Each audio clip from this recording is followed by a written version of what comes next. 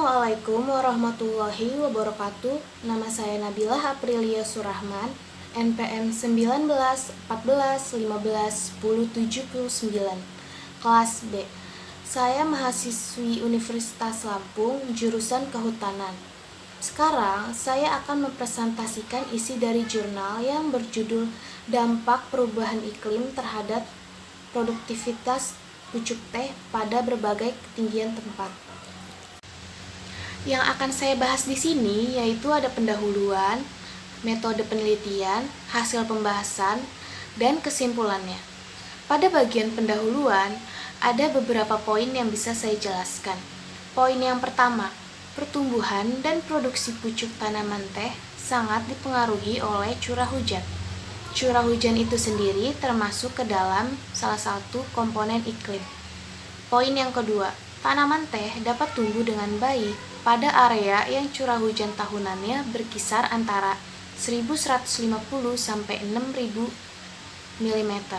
Poin yang ketiga, tanaman teh akan berhenti pertumbuhannya apabila suhunya kurang dari 13 derajat Celcius dan suhunya lebih dari 30 derajat Celcius, serta kelembaban relatifnya kurang dari 70%.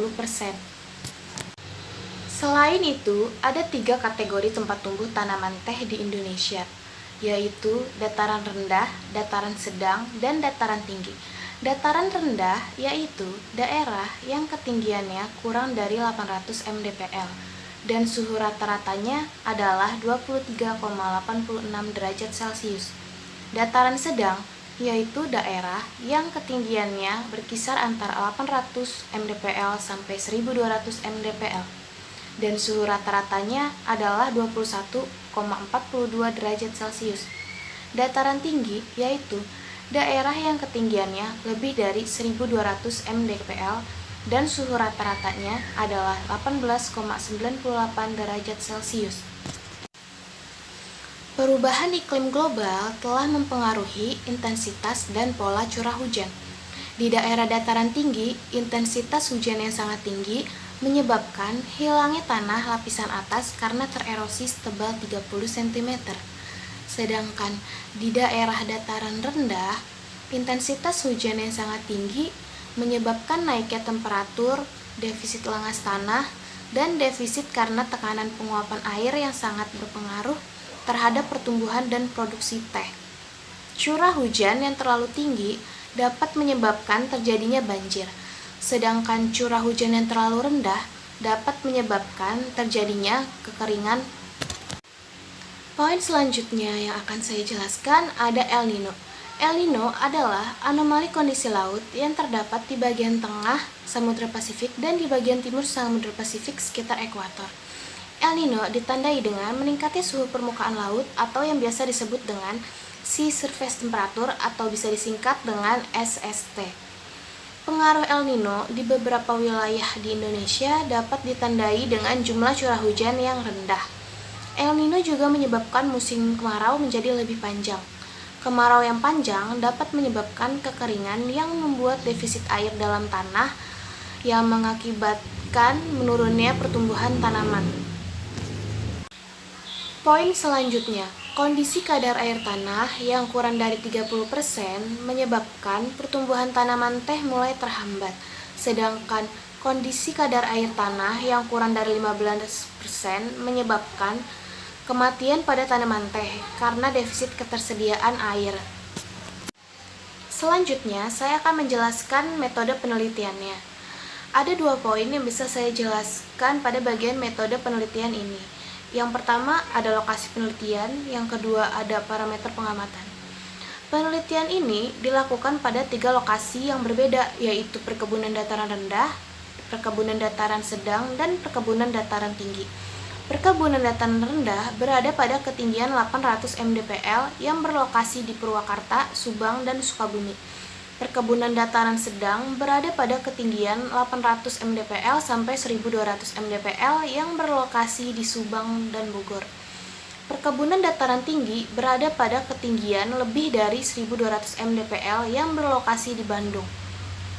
Selain itu, ada 4 parameter pengamatan yang digunakan pada penelitian ini.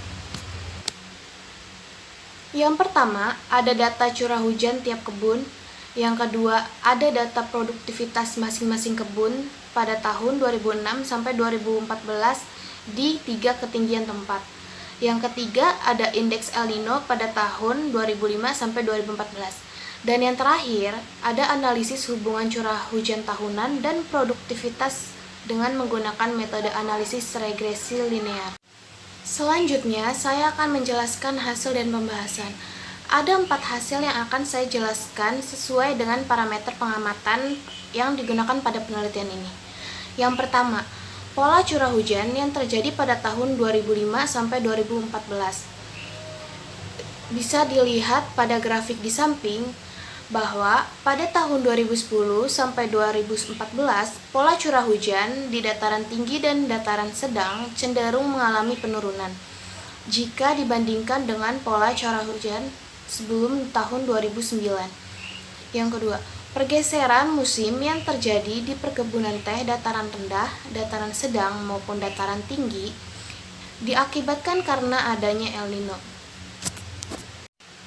Yang kedua, data produktivitas tanaman teh pada tahun 2006 sampai 2014. Dari grafik di samping bisa dilihat bahwa pada tahun 2006 sampai 2014, produktivitas tanaman teh di dataran tinggi lebih tinggi jika dibandingkan dengan produktivitas tanaman teh di dataran sedang dan dataran rendah pada kisaran waktu yang sama. Pada tahun 2007, produktivitas di semua ketinggian tempat mulai terlihat menurun.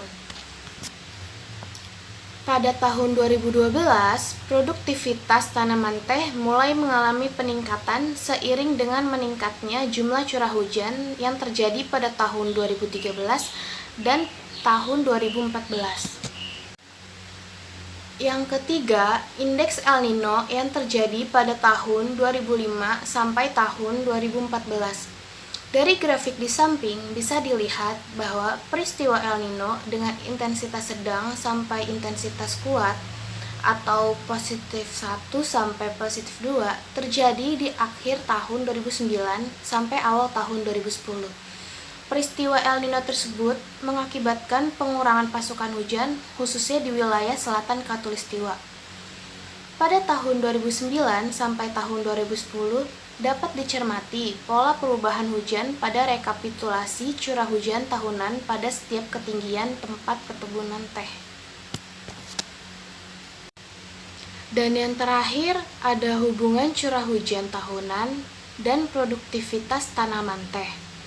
Dari grafik di samping, bisa dilihat bahwa terdapat hubungan berbanding lurus yang sangat kuat antara produktivitas tanaman teh dengan curah hujan yang dapat dirumuskan dengan Y sama dengan 1.183X tambah 209.67 dengan nilai R2-nya adalah sebesar 0,85. Poin yang kedua, produktivitas akan mengalami penurunan seiring dengan penurunan jumlah curah hujan. Kemarau yang panjang dapat mengakibatkan kematian pada tanaman teh muda sebesar 83%. Hal itu yang menyebabkan terjadinya penurunan produksi pada tanaman teh. Selanjutnya, ada kesimpulan. Dari data-data penelitian tersebut, ada 3 poin yang dapat saya simpulkan. Yang pertama, perubahan iklim menjadi salah satu faktor yang menyebabkan turunnya produktivitas di perkebunan teh.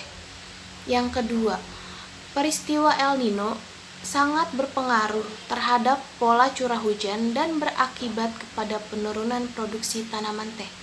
Dan yang terakhir, ada produktivitas akan menurun seiring dengan penurunan intensitas curah hujan.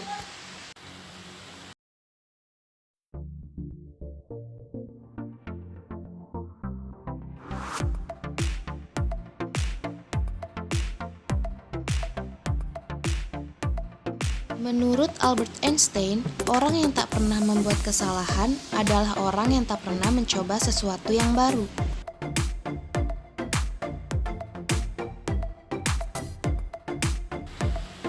Sekian dan terima kasih. Terima kasih telah menonton.